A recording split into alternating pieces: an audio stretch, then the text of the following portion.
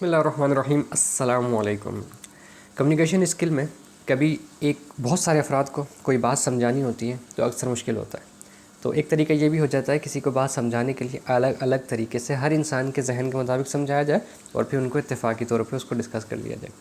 یہ واقعہ ہمیں تاریخ میں بھی ملتا ہے، یہ طریقہ ہمیں تاریخ میں ملتا ہے کہ اللہ کے نبی صلی اللہ علیہ وسلم نے جب تبلیغ کا آغاز کیا تو قریش مکہ نے بڑی شدید مخالفت کی، اور مخالفت میں وہ اتنے آگے بڑھ گئے کہ انہوں نے یہ فیصلہ کیا کہ ہم اللہ کے نبی صلی اللہ علیہ وسلم اور ان کے خاندان کا مکمل بائیکاٹ کریں گے.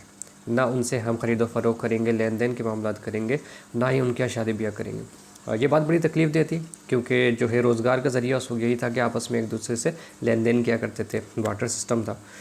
تو اب مسلمان اتنے زیادہ پریشان ہوئے، ایک وادی تک محدود ہو گئے، اور کھانے پینے کی اتنی پریشانی تھی کہ اکثر صحابہ کو پتے کھا کے اپنی بھوک مٹانی پڑتی تھی.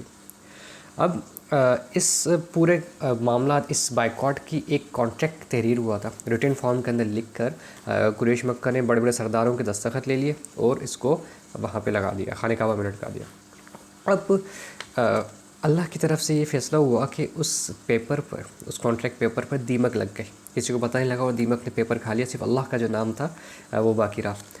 تو اب اللہ کے نبی نے کو یہ بات بھی اللہ نے بتا دی. تو اللہ کے نبی نے اپنے چچا ابو طالب سے فرمایا کہ ایسے ایسے اللہ تعالیٰ نے اس کانٹریکٹ پیپر پہ دیمک مسلط کر دیا. ابو طالب نے فرمایا کہ کیا اللہ تمہارے رب نے تمہیں یہ بات بتایا؟ انہوں نے فرمایا جی ہاں.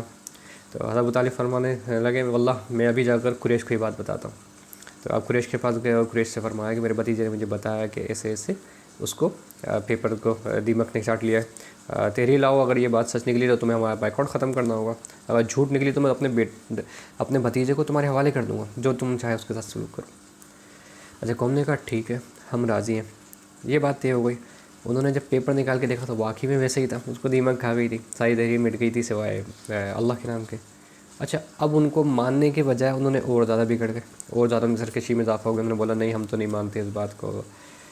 ان سب میں اب ان کا بائیکاٹ، مسلمانوں کا بائیکاٹ جاری رہا. تو اس دوران حشام بن عامر ایک شخص تھا، یہ بھی سردار تھا. یہ بڑا رحم دل آدمی تھا.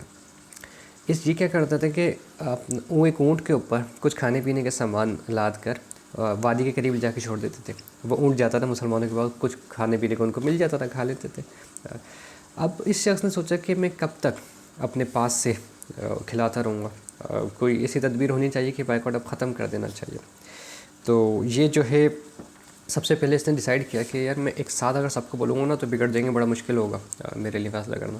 اس نے جو ہے سب سے پہلے لکڑیوں کو ایک ساتھ توڑنے کے بجائے ان کو الگ الگ کر کے توڑنا مناسب سمجھا. اس نے کیا کہ سب سے پہلے گیا زہیر بن ابی امیہ. اچھا، یہ بھی ایک سردار تھے، ان کے بھی اس کانٹریکٹ پیپر پہ سائن تھے. ان سے جا کے بولا کہ یار کیا تم یہ پسند کرتے ہو کہ تمہارے ننیال والے، تم کھاؤ پیو شادیاں کرو اور تمہارے ننیال والے بھوکے پیاسے رہیں اور بڑے مشکل حالات میں رہیں؟ اور پھر اس نے یہ بولا کہ ابو جہل کا نام لے کر بولا کہ اگر ابو جہل کے ننیال والے ہوتے نا تو وہ کبھی بھی جو ہے وہ اس کانٹریکٹ پہ سائن نہیں کرتا، ان کو اس حال میں نہیں چھوڑتا. اچھا، زہیر نے کہا شام تمہیں بتاؤ میں کیا کروں، میں اکیلا آدمی ہوں، واللہ میرے ساتھ کوئی اور ہوتا تو میں معاہدہ ختم کرا دیتا. شام نے کہا ایک آدمی تو مل گیا. انہوں نے پوچھا کون؟ کہنے لگے میں. تو انہوں نے کہا اچھا آپ تیسرا تلاش کرو. زہیر نے کہا.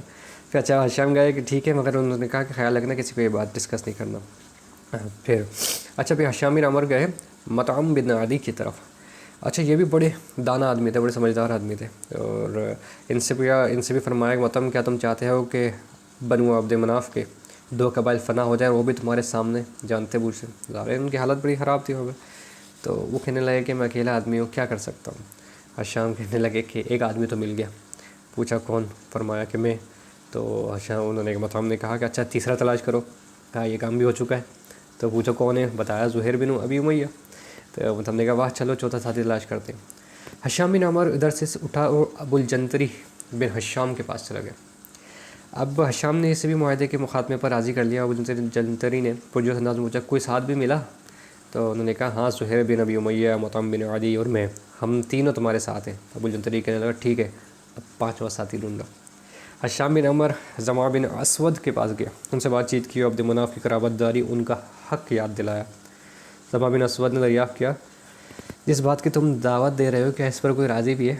حشام نے کہا ہاں. پھر ان کا نام لیا ہے، زہیر بن ابی امیہ، مطعم بن عدی، ابو الجنتری اور میں، ہم سب راضی ہیں. یہ سب سردار اس امر پر متفق ہو گئے. اور پھر انہوں نے جو ہے ایک اجلاس چھوٹا سا رکھا، میں رات کے وقت منتخب ہوا، انہوں نے طے کیا کہ بھائی ہم جو ہے اس معاہدے کا نا بائیک آؤٹ کر دیں گے، ہم جو ہے اس معاہدے کو فیصلہ کریں گے کہ اس کا، اور سب جو ہے نا ہماری حمایت کرو، سب نے ہم سب ایک دوسرے کی حمایت کریں گے۔ زہیر نے کہا کہ میں بات کروں گا اور آپ سب جو ہے نا میری حمایت میں بولنا۔ اچھا صبح ہوئی تو کعبے کے گرد مختلف خرید و فروخت کی مجلسیں لگتی تھی، مختلف معاملات ہوتے تھے، تو انہوں نے بھی، زہیر بن ابی امیہ جو ہے صاف ستھرا لباس پہنے آئے اور انہوں نے کعبے کا طواف کیا، اور پھر آواز دے کے فرمایا، اے اہل مکہ، کیا ہم کھائیں پئیں، نئے نئے کپڑے پہنیں اور بنو ہاشم گھاٹی میں پڑے سڑتے رہیں، ان سے خرید و فروخت کا کوئی معاملہ نہ کیا جائے؟ واللہ میں اس وقت تک آرام سے نہیں بیٹھوں گا جب تک بائیکاٹ کی ظالمانہ تحریر چاک نہیں کی جاتی۔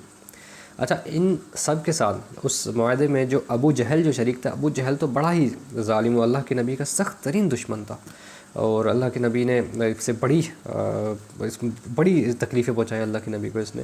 اچھا اب یہ اس وقت بھی اپنے ظلم کے اوپر قائم تھا، اس نے بولا کہ نہیں تم نے غلط کہا، واللہ تحریر کو چاک نہیں کیا جائے گا۔ اچھا اس پر یکایک جو ہے زمام بن اسود اٹھا، وہ چلا، وہ جو جن سے پہلے سے معاملات دیے تھے، کہ بلکہ اللہ کی قسم، اس کو فرمایا ابو جہل کو، اللہ کی قسم تم غلط کہتے ہو، جب یہ تحریر لکھی گئی تھی تو ہم تو اس پر مطمئن نہیں تھے۔ اچھا ابو جہل نا اس بات کا جواب دینے کے لیے زما بن اسود کی طرف متوجہ ہوا ہی تھا کہ دوسرے سردار جن سے پہلے سے بات ہوئی تھی، ابو الجنتری، وہ اٹھ کھڑے ہوئے، انہوں نے کہا زما نے درست کہا، تحریر میں جو کچھ مرقوم ہے ہم اس پر مطمئن نہیں ہیں، نہ اسے برقرار رہنے دیں گے۔ اچھا ابو جہل جو ہے ابو الجندری کی طرف مخاطب ہوا کہ اب میں ان کو جواب دوں، ان کو بتاؤں، تو مطعم بن عدی کھڑے ہو گئے، بلند آواز سے کہا، زما اور ابو الجندری تم دونوں سچ کہتے ہو، اس کے برعکس جو بات ہوگی غلط ہوگی، ہم اللہ کے حضور اس تحریر سے بری الذمہ ہوتے ہیں۔ اچھا شام بن عمر بھی اٹھ کر یہ بات کہی، ابو جہل ہکا بکا رہ گیا کہ یار یہ کیا ہوا، پھر اس نے بولا کہ یہ بات ہے سوچے سمجھے منصوبے کے تحت کہی گئی ہے، ان پر رات کی تاریکی میں کچھ مشاورت کی گئی ہے۔ تو اس کے بعد مطعم بن عدی کعبے میں گیا اور تحریر کی طرف بڑھا، اسے چاک کر دے، لیکن اس نے دیکھا اللہ کا نام چھوڑ کر باقی ساری تحریر دیمک کھا گئی۔ اس طرح مسلمانوں کا بائیکاٹ ختم ہوا۔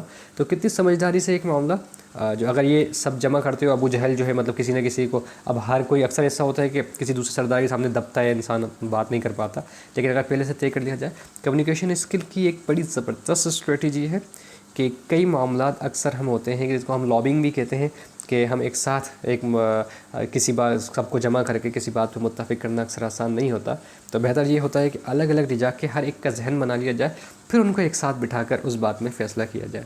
تو یہ واقعات میں اپنی زندگی میں بھی کئی معاملات کے اندر اس کو اپناتا ہوں، اور جو ہے اس سے بڑے فائدے اٹھاتا ہوں، تو آپ بھی کوشش کریں اس اسکل کو اپنائیں، تو فائدہ اٹھائیں۔ السلام علیکم ورحمۃ اللہ۔